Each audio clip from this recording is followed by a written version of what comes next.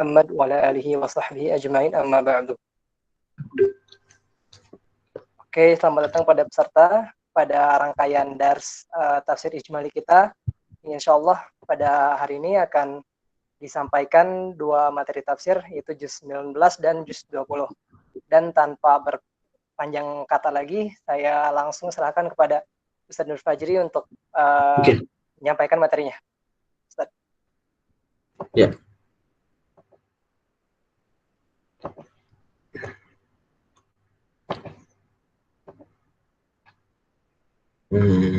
Oke. Kelihatan ya? Sudah, Ustaz. Kelihatan. Bismillahirrahmanirrahim. Assalamualaikum warahmatullahi wabarakatuh. Alhamdulillahirabbil alamin. Wassalatu wassalamu ala nabiyina Muhammadin. Malam ini kita juz 19 dan juz 20, teman-teman sekalian. Silakan dilihat di layar. Kata Asif, sekretaris Nabi Sulaiman, aku sanggup lebih cepat dari itu. Memindahkan singgasana Ratu Balqis sebelum matamu berkedip. Qabla ayyartadda ilaika tarfuk.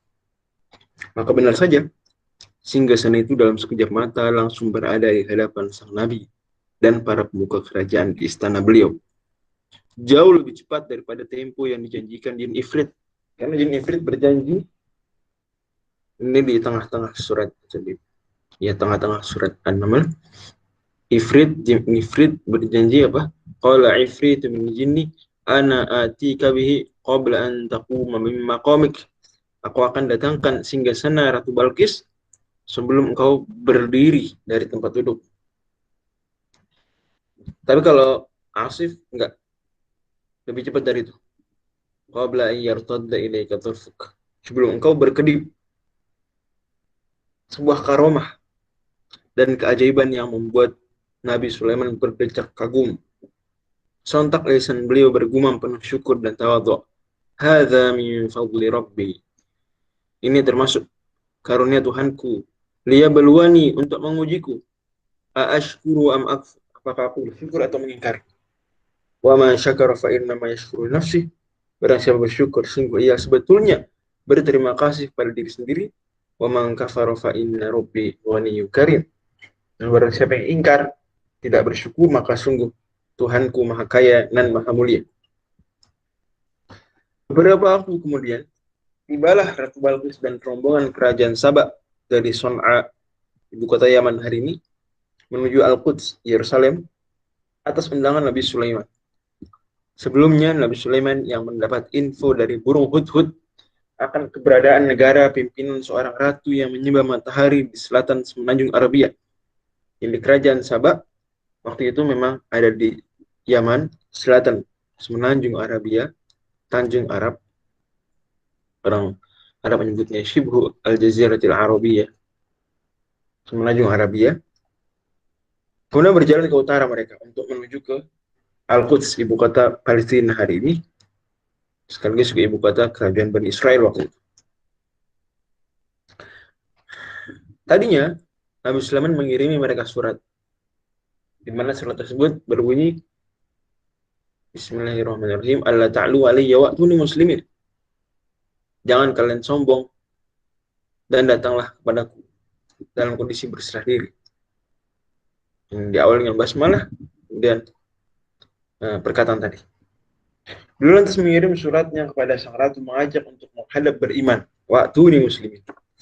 Ratu Balqis setelah berunding dengan pembesar-pembesar kerajaan, awalnya mengirimkan hadiah-hadiah yang mahal. Fa inni mursilatun ilaihim bi hadiyatin fanadhiratum bima yarji'ul mursalun.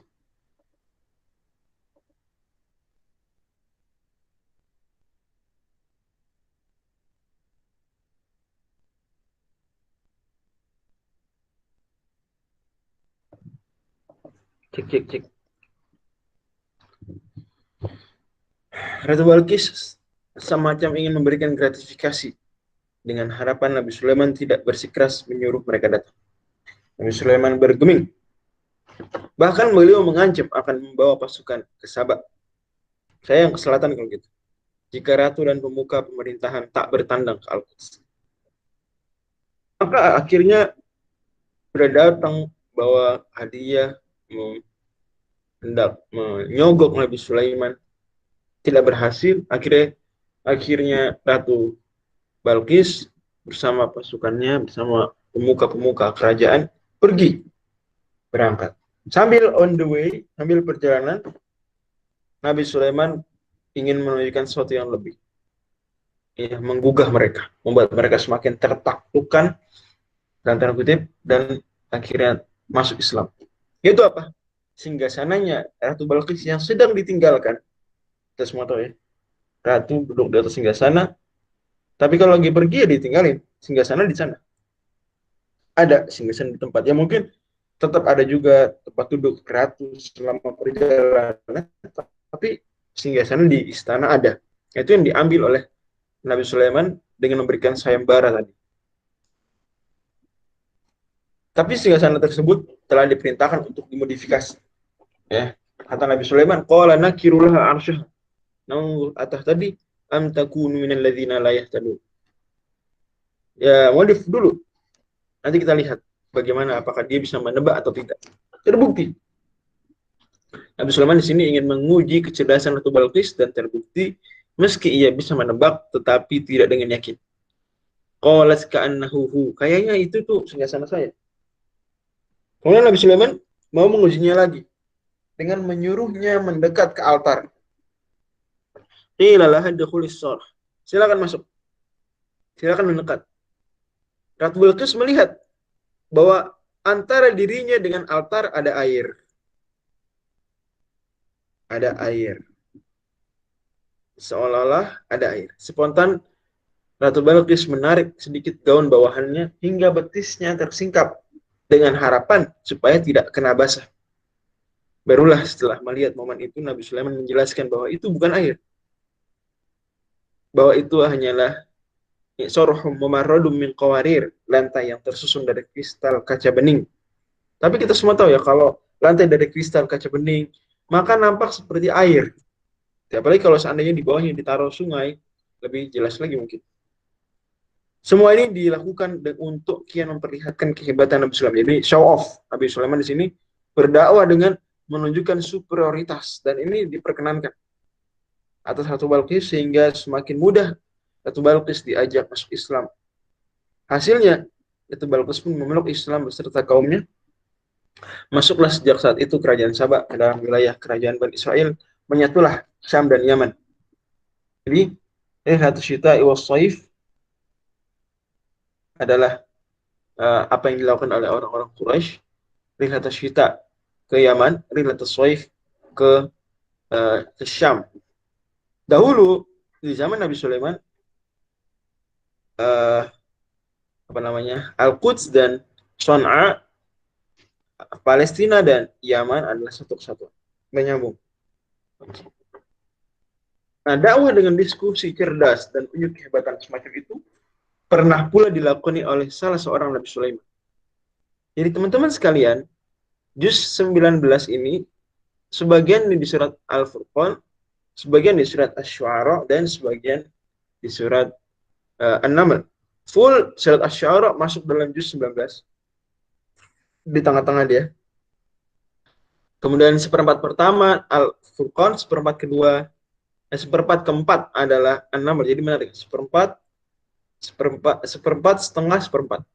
Ini seperempat pertama Al-Furqan, kemudian setengah juz ada di surat Asy-Syu'ara, dan seperempat terakhir keempat adalah surat An-Naml. Yang menghubungkan antara surat-surat ini adalah bahwa surat Al-Furqan bicara tentang Al-Furqan itu sendiri, yaitu pembedaan antara hak dan batil, menjelaskan jalan orang-orang yang ibadur rahman dan jalannya orang-orang yang mereka mengikuti kebatilan. Alladzina la yarjuna liqa'ana, tidak mengharapkan akhirat. Alladzina kafaru, orang-orang yang kafir. Allah bandingkan. Kemudian di surat Asy-Syu'ara Allah Subhanahu wa taala sebutkan bagaimana para nabi kemudian mewujudkan Furqan itu di tengah konsep dakwah. Bagaimana para nabi kemudian menyampaikan ajaran mereka agar jelaslah mana hak, mana batil. Jadi praktek nyata. Kalau di Al-Furqan itu potret ahlul hak dan ahlul batil. Itu di surat Al-Furqan. Di surat Asy-Syu'ara, bagaimana cara ahlul hak menegakkan hak? Maka Allah Subhanahu wa taala bawakan kisah para nabi di surat Asy-Syu'ara satu persatu. Dan Allah Subhanahu wa taala seperti tekankan di surat Asy-Syu'ara tentang bagaimana media dakwah. Bagaimana media dakwah? Bagaimana kemudian para nabi berstrategi terhadap kenyataan mad'unya, objek dakwah. Nanti saya singgung lebih dalam. Surat An-Naml sebagian adalah kelanjutan dari, atau artinya kita bisa bilang An-Naml ini pada dasarnya kelanjutan surat Asy-Syu'ara, bicara tentang bagaimana ahlul haq menegakkan hak di tengah ahlul batil. Hanya saja penekanan lebih kepada strategi yang lain, yaitu strategi kalau di surat Asy-Syu'ara beragam strategi pendekatan-pendekatannya. Kalau di surat An-Naml maka pendekatannya ada pendekatan bagaimana menunjukkan keunggulan peradaban. Keunggulan peradaban. Surat An-Naml. Pada akhir surat Asy-Syu'ara dan surat An-Naml memberikan kepada kita pesan-pesan bagaimana seharusnya al-haq itu disampaikan di tengah ahlul batil. Di sini Nabi Sulaiman menyampaikan al-haq kepada ahlul batil. Menyampaikan Islam kepada kerajaan Sabah yang mereka ahlul batil, menyembah matahari. Ya, wajadtuha yasjuduna lisyamsi min dunillah. Apa kata si Hudhud, burung Hud, min Sabah min Yakin, inni wajadtu imra'atan tamlikum wa utis min kulli syai'in wa laha harsun 'azim. Aku melihat ada ratu, ya, diberikan banyak keistimewaan, harta dunia, jabatan, wa utis min kulli syai'in wa laha harsun 'azim. Dan dia punya singgasana yang besar. Nabi Sulaiman ingin menandingi singgasana tersebut. Karena seolah itu adalah hal yang kalau seandainya dikalahkan, maka akan mengundang kekaguman di benak mad'u dan pada akhirnya akan mengikuti da'i. Jadi ada saatnya mad'u dibuat takjub kepada da'i, ada kondisi tertentu, dengan harapan lebih menarik hatinya, melembutkan jiwanya. Kata Hudhud, wajadtuha wa qauma yasjuduna lisyamsi min dunillah. Mereka menyembah matahari. Ahlul batil. Nah, di surat Asy-Syu'ara kita bisa lihat dakwah lain dengan diskusi cerdas dan unjuk kehebatan juga sama. Kalau Nabi Sulaiman unjuk kehebatannya tadi, kekayaan. Nabi Musa pun demikian. Pernah pula dilakoni oleh salah satu kakek Nabi Sulaiman. Nabi Sulaiman punya kakek, walaupun tidak selajur Nabi Musa alaihissalam. Diutus ia berdakwah dalam kondisi yang menurut hitungan kasat mata amatlah jauh dari kata ideal. Bayangkan teman-teman sekalian, kita kalau lemah dalam berdakwah, merasa tidak pantas berada di jalan dakwah, coba ingat-ingat kisah Nabi Musa. Pulang ke Mesir, ingat Nabi Musa ini baru pulang ke Mesir, baru nyampe, fresh graduate. Kalau baru ibaratnya, kalau Nabi Musa ini baru lulus S2, lulus S3, ini fresh graduate atau lulus S1 dari luar negeri, baru pulang setelah 10 tahun. Nah, kalau mahasiswa saja, lulusan Al-Azhar, lulusan Madinah, baru pulang ke Indonesia, fresh graduate, itu belum tentu langsung sukses berdakwah, pasti banyak kekurangannya. Kalau baru-baru begitu biasanya. Apalagi yang pulang bukan dalam status baru mendapat beasiswa, baru menyelesaikan kuliah, tapi 10 tahun lari statusnya buronan. Bukan sembarang buronan, bahkan buronan dalam kasus pembunuhan. Bukan pembunuhan sembarang pembunuhan, bahkan pembunuhan terhadap warga pribumi, di mana Nabi Musa adalah warga asing, orang Bani Israel asing, tinggal di Mesir, pendatang. Lebih buruk dari itu, yang akan beliau hadapi adalah ayah angkat yang dahulu mengasuh Nabi Musa. Dan teman-teman jangan bayangkan Fir'aun ini mengasuh Nabi Musa cuma ngasih makan minum. Enggak gitu. Mustahil. Nabi Musa itu tinggal di istana Fir'aun, di mana Fir'aun itu peradaban waktu itu mencapai puncak peradaban. Salah satu mungkin bisa kita, banyak bahkan pakar bilang, itu peradaban terhebat sedunia waktu itu ada di situ. Anda bisa bayangkan seolah-olah Nabi Musa itu dididik ya di istana kerajaan Fir'aun, pastilah Nabi Musa mendapatkan pendidikan. Kalau bahasanya Syekh Nauman Al-Khan, Nabi Musa ini andai dia hidup zaman sekarang itu dikuliahin di Harvard, gitu ya. Dikuliahin di Harvard. Karena Nabi Musa anaknya angkatnya Firaun. Dikasih makan makanan yang terbaik pastilah. Pasti makanan terbaik. Fasilitas terbaik. Mungkin kalau ada gym, Nabi Musa itu dikasih fasilitas gym. Makanan pembentuk otot, kasih. Minuman penguat fisik, kasih. Pencerdas otak, kasih. Anak angkat. Kesayangan ibu angkatnya. Itu siapa tadi? Asia. Kesayangan ibu angkat. Jadi betul-betul Nabi Musa berhutang jasa sama Firaun. Hutang jasa berat. Berat ini. Jadi udah yang dia lawan adalah ayah angkat yang baik banget dulunya. Lebih dari itu, lebih buruk lagi, ayah angkatnya ini adalah raja paling lalim sedunia waktu itu. Sekaligus raja sangat hebat, salah satu raja terhebat di dunia waktu itu. Hebat, Firaun pada dasarnya jelas nampak dari Al-Quran, pemaparan terhadap Firaun. Firaun ini sosok yang cerdas, sosok yang kuat karakternya. Tidak mudah menghadapi ayah angkat yang dahulu mengasuhnya, membesarkannya, memberinya tempat tinggal, Firaun Rameses itu. Benarlah adanya. Pertama kali Nabi Musa mendakwai Firaun, langsung kesalahannya diungkap di hadapan pemuka-pemuka kerajaan. Kesalahan 10 tahun lalu, kasusnya yang sudah mungkin bahasa kita sempat dipeti eskan, langsung diungkap. Dan demikianlah kerjanya politisi ya, sangat suka menyimpan file-file hitam milik rival politiknya, kalau dianggap rival politik. Untuk kemudian menunggu saat yang tepat diungkap ke publik, menjatuhkan nama baiknya. Demikian yang dilakukan Firaun. Firaun 10 tahun dia tidak nyari kematian. Ya udahlah, pergi. Tapi begitu Nabi Musa tiba langsung. Kamu kan dulu pernah bunuh. Pernah bunuh orang kan? Bahkan tidak hanya itu, jasa Firaun dulu merawatnya sejak kecil pun diungkit. Alam nurabbika fina walidan. Bukankah kami telah mentarbiyah engkau? Tarbiyah. Alam nurabbika bukan hanya mengurus, enggak, mentarbiyah. Allah pakai istilah mentarbiyah, berarti enggak main-main. Tarbiyah itu dalam istilah Quran itu lebih sangat istimewa daripada ta'lim, mengajar. Tarbiyah itu mendidik, mengawasi, mengontrol, penuh dengan perhatian. Alam nurabbika fina walidan, disebutkan lagi walidan sejak kecil. Walabitha fina min umurika sinin. Kamu tinggal bersama kami. Sinin. Wah, ini soal bertahun-tahun lama, yang benar bertahun-tahun. Jadi Firaun ingin menjatuhkan mental Nabi Musa. Jujur, siapa di antara kita yang sekuat Nabi Musa mental? Pasti kalau kita begini pasti ya udahlah, memang bukan saya yang pantas untuk berdakwah menghadapi Firaun.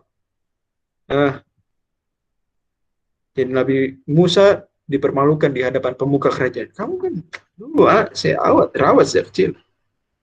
Kamu bunuh pula wa fa'alta kalati fa'alta. Bahkan bahasanya adalah engkau melakukan perbuatan buruk yang kau lakukan itu. Tidak disebut, tapi orang semua ingat. Wa fa'alta kalati fa'alta. Bahkan tidak hanya itu, Nabi Musa disebut lupa jasa. Wa anta minal kafirin. Kamu termasuk orang-orang kafir ini. Tidak bersyukur. Seolah Nabi Musa idealismenya bisa dibeli oleh Firaun. Seolah Firaun bisa membeli idealisme Nabi Musa. Tapi tidak. Nabi Musa dengan cerdas pun menjawab. Ini adalah jawaban dari doa beliau. Rabbi syrah li sadri wa yassir li amri wa hlul 'uqdatam min lisani yafqahu qawli di surat Thaha. Dan juga di surat ini beliau juga berdoa, Rabbi ini akhafu ayyukadzibun wa yadhiqu sadri wa la yanṭaliqu lisani fa arsil ila Harun. Walau alaihi dhammu fa akhafu ay yaqtulun. Qala kal Allah sudah jamin. Nabi Musa sudah menunjukkan kekhawatirannya. Saya kan pernah begini ya Allah, saya pernah begini. Saya pernah begitu. Ada saja salahnya Nabi Musa yang membuat beliau segan untuk berdakwah, tapi Allah SWT tekankan. Nabi Musa jawab, ya, qala fa'atu. Aku lakukan. Ada pun perbuatan itu aku pernah melakukan dulu.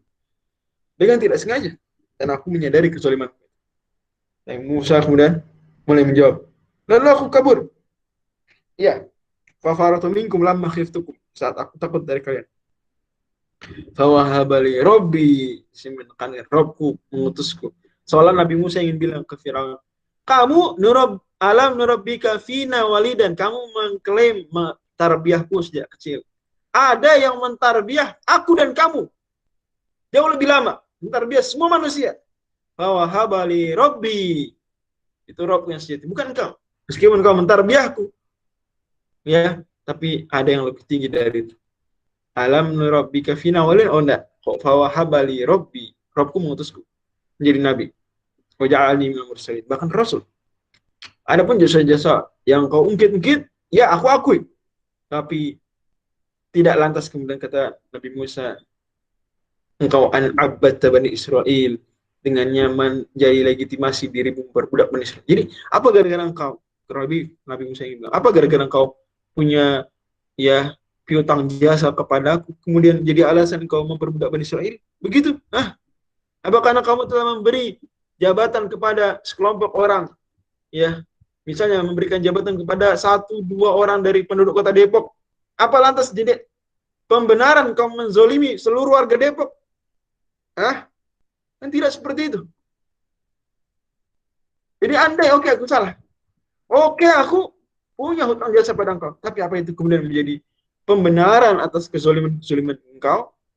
Fir'aun lalu kalap karena Nabi Musa membawa argumentasi mematikan. Maka keduanya berdebat panjang di sini. Nabi Musa menambahkan, Rob semesta alam adalah Rob mencipta langit dan bumi. Wa ma bainahu, dan apa yang di antara keduanya adalah Dia Tuhan kalian, Rob kalian, dan Rob juga nenek moyang kalian terdahulu. Dialah Rob timur dan barat, dan apa yang di antara keduanya jika kalian mengerti. Tutup Nabi Musa hingga membuat iman dalam tanda kutip para pejabat kerajaan Mesir goyah. Mereka tadinya meyakini Firaun Tuhan sejagat raya, tapi Nabi Musa membawakan konsep Tuhan yang jauh lebih komplit, yang jauh lebih hebat daripada klaim-klaimnya Firaun. Maka sebetulnya iman para pejabat kerajaan Mesir goyah. Nabi Musa pun kian memukau siapapun sekaligus menakutkan setelah menunjukkan mujizat tongkat yang menjelma menjadi ular raksasa serta tangan yang menjadi bercahaya terang. Lagi-lagi mirip metode dakwah ini kayak gini. Kalau Nabi Sulaiman show off kepada Balqis, pun Nabi Musa di sini menunjukkan kehebatan. Firaun sampai kemudian susah payah mengumpulkan para penyihir ulung semesir dan menjanjikan bayaran serta jabatan pada mereka. Tapi ketika semua masyarakat berkumpul, Koptiknya, Bani Israilnya, pejabatnya, budaknya, ternyata Nabi Musa sanggup mengalahkan para penyihir sekaligus mengislamkan mereka. Saat itu pamor Nabi Musa mengemuka dan kejayaan Ramses II sebagai Firaun tersukses sepanjang sejarah memudar. Terbayanglah kembali oleh Firaun mimpinya beberapa dekade silam tentang seorang pemuda Bani Israel yang menghancurkan kekuasaan.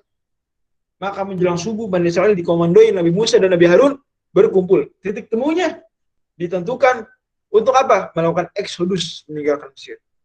Firaun dan pasukan berkulanya berang. Dikejarlah hingga kedua pihak saling memandang di pantai Laut Merah. Bani Israel kalut dan panik. Di hadapan mereka membentang luas Laut Merah. Di belakang mereka Firaun dan pasukan kudanya terengah-engah memburu penuh murka. Sehingga berkatalah sebagian Bani Israel, Inna lamudrakun. Wahai Musa, kita sudah terpojok. Kita dikejar, kalah kita nih. Teriak mereka seolah menyalahkan pimpinannya yang dianggap gegabah. Qala kalla, enggak, sekali-kali tidak. Inna ma'iya rabbi sayahdin, sungguh bersamaku ada Rabbku yang akan membimbing. Maka mukjizat legendaris pun terjadi di sekitar tahun 1280 sebelum Masehi. Mereka selamat menyeberangi Laut Merah yang terbelah indah. Allah coba sebutkan bagaimana kemudian debatnya Nabi Ibrahim, debatnya Nabi Nuh, debatnya, adu argumennya Nabi Hud, Nabi Soleh, Nabi Lut, Nabi Shu'aib. Teman-teman sekalian para hadirin yang dirahmati Allah, ini semua mirip seperti nama suratnya, Asy-Syu'ara. Para penyair seolah-olah Allah ingin bilang bahwa setiap pendakwah harus mampu beretorika. Harus mampu kemudian melihat apa sisi kehebatan kaumnya. Kemudian dikalahkan sisi kehebatan tersebut. Harus pandai beretorika dan melihat apa yang dibanggakan oleh mad'unya, masuk menjadikan itu sebagai sarana berdakwah. Nabi Musa melihat atau Allah Subhanahu wa taala perlihatkan bahwa bangsa Mesir sangat gandrung pada sihir. Maka Allah berikan mujizat yang mirip sihir, bahkan jauh lebih hebat, mengalahkan sihir. Nabi Ibrahim juga demikian, beradu argumen. Nabi Ibrahim luar biasa argumen panjang. Dan jadi teman-teman bisa melihat ya, surat Asy-Syu'ara, surat yang tema besarnya adalah media dakwah. Maka perhatikan baik-baik di surat Asy-Syu'ara, dialog para nabi dengan Rasul, dengan umat mereka. Perhatikan, di situ ada pelajaran-pelajaran berharga. Kata Allah Subhanahu wa taala, atau selanjutnya lagi saya bilang, memang perjuangan menegakkan tauhid selalu menemukan tantangan yang berbeda. Tapi sunnatullah selalu sama, hukuman bagi para penentang Rasul. Di zaman Nabi Nuh pada sekitar tahun 2150 sebelum Masehi, seluruh bumi ditenggelamkan hingga tidak selamat kecuali mukminin di atas bahtera saja. Sisanya yang kufur meninggal tenggelam betapapun tinggi tubuh dan berapapun panjang usianya. Ad, Samud, kaum Nabi Lut, Ashabul Ras, Ashabul Aikah, semua diadab karena mendustakan para Rasul. Ashabul Ras di surat Al-Furqan. Al-Furqan. Ya, wa ada wa Samud wa ashabar rasi wa quruna baina dzalika katsir. Barangkali karena kelembutan dan kasih Nabi Ibrahim, bangsa Babilonia tidak diazab menurut pendapat yang kuat. Ada pendapat, dan ini pendapat kuat, bangsa Babilonia Nabi Ibrahim tidak diazab. Nabi Ibrahim hanya meninggalkan mereka saja. Karena Nabi Ibrahim, sebagaimana kata Nabi Muhammad SAW, cenderung lembut, cenderung ya dominan lembut. Begitu lembut ajakan beliau untuk mengisahkan Allah. Kata Nabi Ibrahim, alladzi khalaqani fahuwa yahdin. Dia Tuhan yang telah menciptakanku, lalu dia memberi petunjuk padaku. Walladzi huwa yut'imuni wa yasqin, ngasihku makan, ngasihku minum. Wa idza maridtu fahuwa yashfin. Kalau aku sakit, dia yang menyembuhkan aku. Walladzi yumituni tsumma yuhyin, menghidupkanku, mematikanku, menghidupkanku. Lalu Nabi Ibrahim berdoa sebagaimana juz 13, "Faman tabi'ani fa innahu minni wa man asani fa innaka ghafurur rahim." Nabi Ibrahim juga berdoa, waj'al lisan sidqin fil akhir waj'alni min warith jannatin na'im waghfir li abi, dan seterusnya. Pada akhirnya semua pengingkaran pada Rasul itu diakibatkan menuruti teman-teman yang buruk. Allah Subhanahu wa taala seperti ini munasabah antara surat Al-Furqan dan surat Asy-Syu'ara. Di surat Asy-Syu'ara Allah Subhanahu wa taala sebutkan mereka sebagai kaum yang sama-sama sesat. Maka berarti pelajarannya adalah jangan mengikuti kaum kalau kaum mengajak kesesatan. Itulah peranan teman yang buruk. Di surah Al-Furqan Allah singgung, wa yauma ya'dhu dhalimu 'ala yadayhi yaqulu ya laitani ittakhadhtu ma'a rasuli sabila. Ada orang menyesal tidak mengikuti jalannya Rasul, malah mengikuti temannya. Di surat Asy-Syu'ara pun orang-orang yang musyrikin menentang para Rasul, mereka mengikuti teman-teman. Akibat menaati pemimpin yang jahat.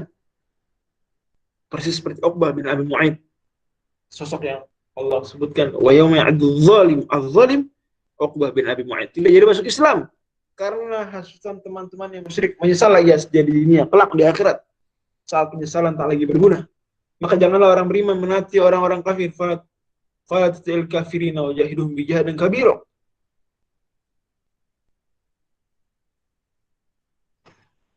Hendaklah kaum mukminin berjihad dengan jihad yang besar, dengan diskusi. Nah, ini munasabah lain dari surat Asy-Syu'ara dan Al-Furqan. Allah bilang, wajahidhum bi jihadan kabira. Jihadlah dengannya, dengan Al-Quran, jihad yang besar. Jadi jihad dengan retorika, jihad dengan kata-kata, dengan media dakwah. Asy-Syu'ara pun menyinggung tentang penyair. Soalnya Allah bilang, kalau Nabi Musa zamannya memanfaatkan sihir atau mirip sihir sebagai metode dakwah, sebagai media, engkau wahai Nabi manfaatkanlah syair, sastra untuk metode berdakwah. Media berdakwah. Hendaklah kaum mukminin berjihad dengan jihad yang besar, dengan diskusi berlandaskan argumentasi Al-Quran. Dalam Al-Quran membentang bukti-bukti keagungan Tuhan. Dalamnya ada kisah para nabi umat terdahulu mengandung tanda kuasa Tuhan serta pelajaran, sehingga banyak manusia meninggalkan Al-Quran serta